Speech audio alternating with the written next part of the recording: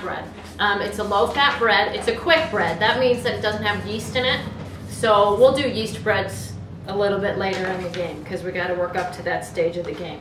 Okay, so let's get going. We're gonna use a quarter cup of butter. All right, we're gonna put that in our bowl. We're gonna use a quarter cup of applesauce. All right, and the reason that we're using applesauce is because we don't want to use oil because we want to kind of keep it low fat. So a lot of times you could use applesauce instead of oil in recipes. A lot of different recipes. So it cuts the calories down and the fat down quite a bit. So we're just gonna pour some applesauce in here. It doesn't matter what kind, just not the sugar-free kind. Okay, so we'll put that in. It's calling for 2 eggs.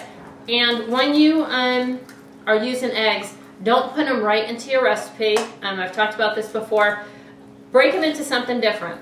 This wouldn't make a big deal, but if you already have a batter with butter and sugar and a lot of other ingredients, and you throw the eggs in and you have a bad egg, all bets are off because then you're gonna have to throw the whole thing out.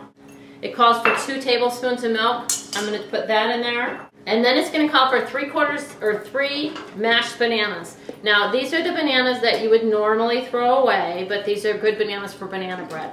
They're very sweet. They're too mushy to eat, but to put them in banana bread is the way to go. Okay, so a lot of times when people when people are at the grocery store and they have these old bananas that are not too nice to look at, they make wonderful banana bread.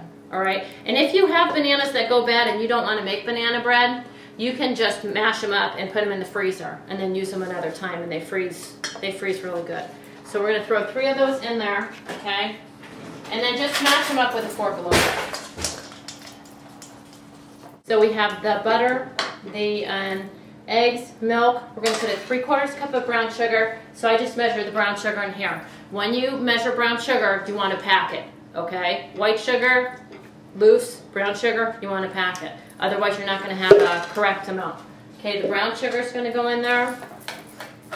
We're going to mix those together. Now, you could use a mixer at this point if you want to, or you could just whisk it together.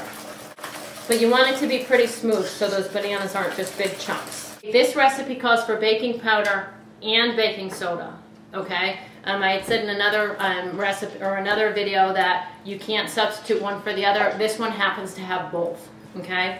So I put those in, I'll mix those in, and then we're just going to put it in the pan. You could grease and flour your pan or pan. Put your batter in your pan. It's going to cook for about 1 hour and 10 minutes. You want it to be brown on top. You could stick a toothpick in it and make sure if it comes out clean, then it should be done. For bread, takes a little bit of time because it's pretty dense. What you could do here is put some walnuts on top. This is just what it's going to look like.